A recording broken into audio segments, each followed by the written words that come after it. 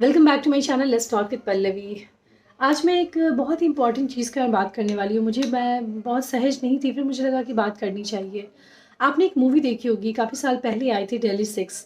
और वो मूवी मैं कुछ दिन पहले फिर से देख रही थी, तो मुझे वो बिल्कुल डिफरेंट मूवी लग रहा था। मे बी जब मैंने देखा होगा तो एक अलग पर्सपेक्टिव रहा होगा, बट आज उसमें बिल्कुल मुझे कुछ नया एंगल दिखा। एक एपिसोड है जहाँ पे वहीदा रहमान बहुत ज़िद करती हैं कि मुझे अपने होम लैंड आना है, होम टाउन आना है, वहीं पे मुझे मुक्ति मिलेगी। वो आती है और वो एक सीन है जहाँ पे वो मटका खरीद रही होती है, तो पूछते हैं अभिषेक बच्चन कि आप क्यों ले रही हैं?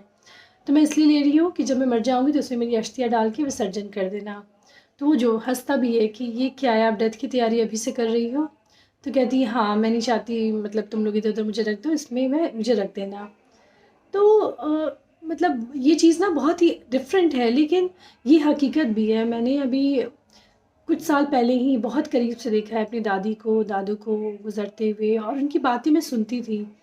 जैसे दादी मेरी बोलती थी कि मेरा पुनर्जन्म होगा, मेरे लिए वहाँ पे कुछ रखा हुआ है, जो आज मैं अच्छे कर्म करूँगी वो मुझे बाद में मिलेगा।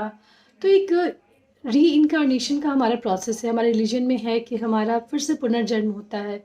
तो हम उस चीज़ के बारे में ज़्यादा सोचते हैं। वो बोलती भी थी कि जब मैं नहीं रहूँगी तुम ऐसे करना। तो she was so comfortable with the thing. In fact मेरे जो दादू थे वो भी बहुत कम्फर्टेबल थे। वो बोलते थे कि मन तो नहीं करता, लेकिन जब जाना होगा तो जाएँगे, लेकिन तुम लोग ऐसे-ऐसे करना। मुझे बहुत स्ट्रेंज लगता था कि इतना ज़्यादा नॉर्मल हो कि कोई कैसे इस चीज़ के बारे में बात कर सकता है।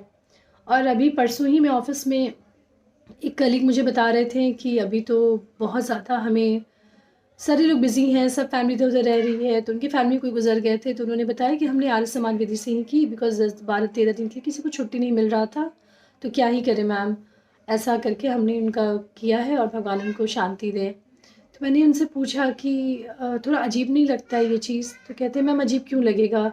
मैंने खुद अपना एक एफडी करा रखा है ताकि मेरे बच्चों को परेशानी नहीं हो, उनको मैंने बोला हुआ है कि जब मैं नहीं रहूँगा तो मेरा अच्छे से कर देना। तो ये है क्या? ये प्रोसेस क्या है? मतलब हम अपनी लाइफ में आज जी रहे हैं, खुश हैं, बोल रहे हैं, हँस रहे हैं, लेकिन हम फ्यूचर का भी सोचते हैं। फ्यूचर यानी जब हम नहीं रहेंगे, तो हमारे पास वो चीज़ें कैसी होंगी? इसके लिए हम अभी से तैयारी करके रखते हैं। तो ये ऐसी चीज़ है ना जिसको जैसे बोलते हैं ना कि कहीं हमने पढ़ा था गीता में ही कि मृत्यु अटल है, मृत्यु सत्य है। तो इस सत्य को इतना ईज़िली एक्सेप्ट कर लेना, ये अपने आप में बहुत बड़ी बात है। और मैं अपने आस-पास जो लोग हैं, जो हमारे बड़े-बुज़ुर्ग हैं, उनको जब मैं बोलते सुनती हूँ, तो मुझे बहुत ही अजीब-सा फ़ील होता है। लेकिन यही ट्रू है, क्योंकि हमें यही सिखाया गया है कि आप जैसे जन्म को सेलिब्रेट करते हो, वैसे मृत्यु को भी सेलिब्रेट करो, उसी उत्साह के साथ। क्योंकि हम कहीं न कहीं जो गुज़र गए होते हैं, उनकी अच्छी चीज़ों को याद करते हैं और उनके फ्यूचर के लिए उनको आगे शांति मिले, वो आगे बहुत ज़्यादा ही मोक्ष को प्राप्त करें, उनका उनको कोई कष्ट नहीं हो, इसके लिए हम प्रार्थना करते हैं और उनके लिए लगे रहते हैं। तो ये एक तरह से मैं क्या बोलूँ, एक तरह से लाइफ़ की खूबसूरती है।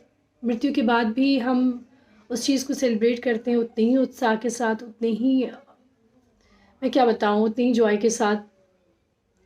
मैंने कई बार सद्गुरु का भी पढ़ा है, तो वहाँ भी मैंने देखा है कि ये चीज़ें बहुत ही आसानी से लिखी हुई हैं और लोग उसको एक्सेप्ट करते हैं।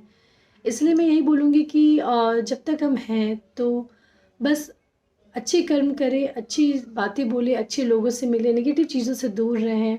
बिकॉज़ लाइफ़ बहुत छोटी है, फिर तो डेथ आना ही है, उसको कोई टाल नहीं सकता है। लेकिन जब आए तो हम उसे हँसते-मुस्कुराते गले लगाएँ। ताकि मैंने अपने ग्रैंड पेरेंट्स को बोलते हुए सुना है कि आएगा तो कोई दिक्कत नहीं है, वो कर लेंगे, वो हो जाएगा। थोड़ा कुछ दिन कष्ट रहता है, लेकिन फिर जब वो चले जाते हैं तो उनकी यादें बस रह जाती हैं। इसलिए मैं सबसे यही कहूँगी, जब तक आप हैं, खुश रहिए, मुस्कुराइए, अपने लोगों के साथ बातें कीजिए, कोई ईगो मत रखिए। बिकॉज़ लाइफ़ तो जो है, जो आज हम हैं, हम साँस ले रहे हैं, हम जीवित हैं, हम सेलिब्रेट कर रहे हैं, लेकिन एक बार जब आप चले जाते हैं ना, फिर कुछ नहीं बचता है। फिर सब चीज़ बंद। बस इतना ही था कहना। आई होप ये वीडियो आपको कहीं से भी कुछ भी टच करे, कोई स्टोरी हो आपकी तो प्लीज़ मुझे लिख के ज़रूर बताइए। मैं बिल्कुल आपकी बातों को यहाँ रखूँगी। और पल्लवी से बातें करते रहिए। Let's talk with Pallavi.